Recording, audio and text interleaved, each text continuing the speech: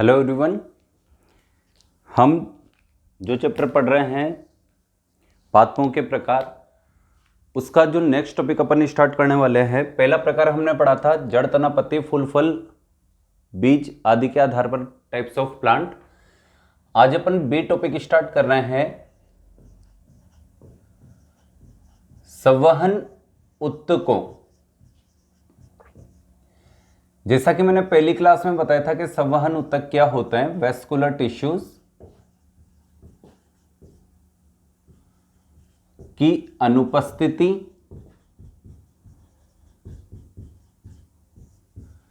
व उपस्थिति के आधार पर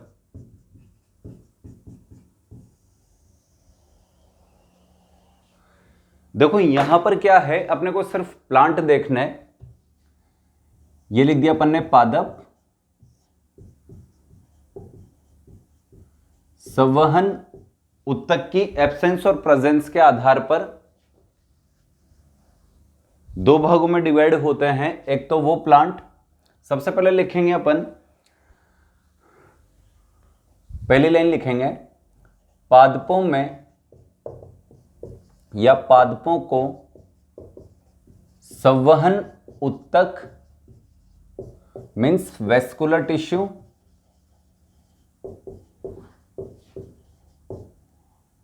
अर्थात अब वेस्कुलर टिश्यू दो है इनके पास, जाइलम व फ्लोएम,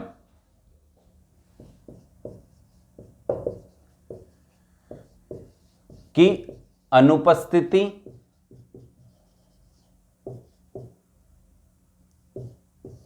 व उपस्थिति के आधार पर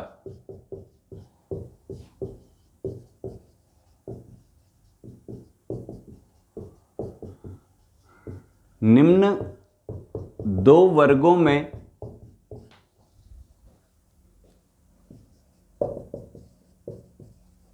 वर्गीकृत किया गया है। अब अपने को प्लांट्स को केवल दो भागों में डिवाइड करना है। कल हमने चार भागों में डिवाइड किया था, Thallophyta, bryophyta, pteridophyta and Spermatophyta. लेकिन किस आधार पर? जड़, तना, पत्ती, फूल, फल और बीज के आधार पर। आज जिस आधार पे अपन पढ़ रहे हैं उसका नाम है संवहन उत्तक यानी वेस्कुलर टिश्यू। अगर प्लांट में एब्सेंट है तो वो प्लांट क्या कहलाएगा? Non vascular plant. और अगर प्लांट में वेस्कुलर टिश्यू प्रेजेंट है तो प्लांट क्या कहलाएंगे? Vascular plant. तो अपन ने यहां प्लांट को दो भागों में डिवाइड कर दिया। पहला जो प्रकार है उसका नाम है असंवहनी पादप,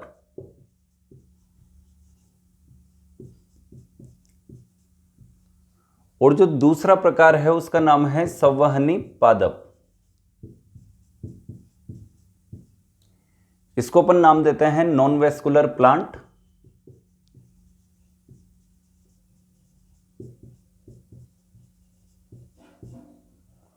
और इसको अपन नाम देते हैं वेस्कुलर प्लांट।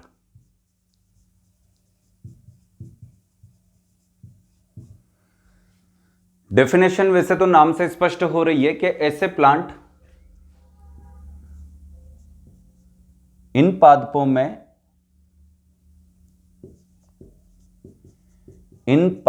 में संवहन उत्तक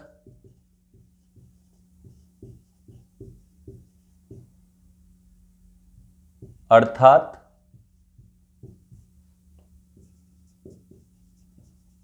जाइलम व फ्लोएम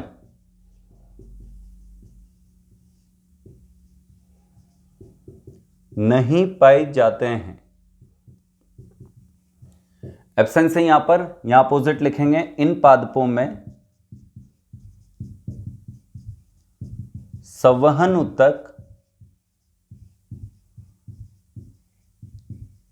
अर्थात जाइलम व फ्लोएम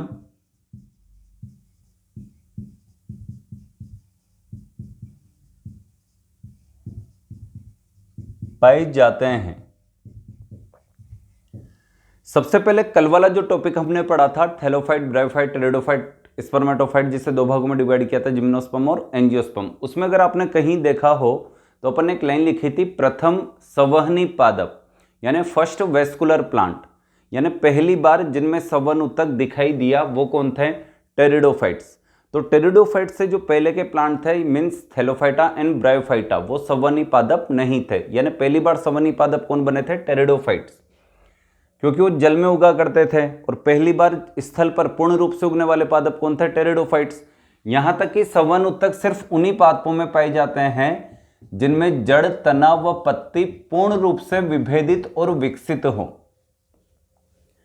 डिफरेंशिएशन और डेवलपमेंट कंप्लीट होना चाहिए रूट का, स्टेम का और लीफ का।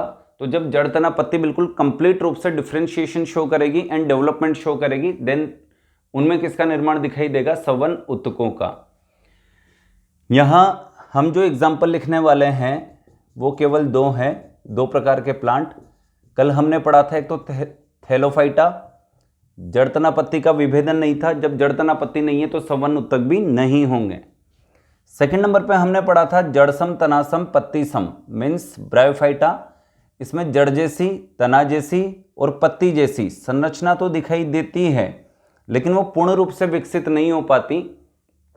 तो जब जड़, तना और पत्ती ही विकसित नहीं है या पूर्ण रूप से विकसित नहीं है तो हम कह सकते हैं कि इनमें भी सवन ऊतक नहीं दिखाई देगा, नहीं उपस्थित होगा। इसके बाद अपन चलते हैं इधर की तरफ। थैलोफाइटा और ब्रायोफाइटा में सवन ऊतक नहीं होते, इस वजह से इनको क्या नाम दिया जाता है? असंवहनी पादप। लेकिन प्रथम संवहनी पादप हमने क्या लिखा था? टेरिडोफाइटा। तो यहां पर सबसे पहले लिख रहे हैं टेरिडोफाइटा। और इसके बाद के जो प्लांट थे वो इसी में आ जाएंगे। स्पर्मेटोफाइटा का पहला प्रकार जिम्नोस्पर्म,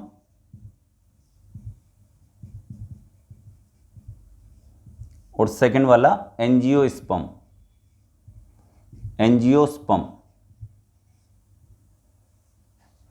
और इन दोनों को मिलाकर हमने एक नाम दिया था स्पर्मेटोफाइटा।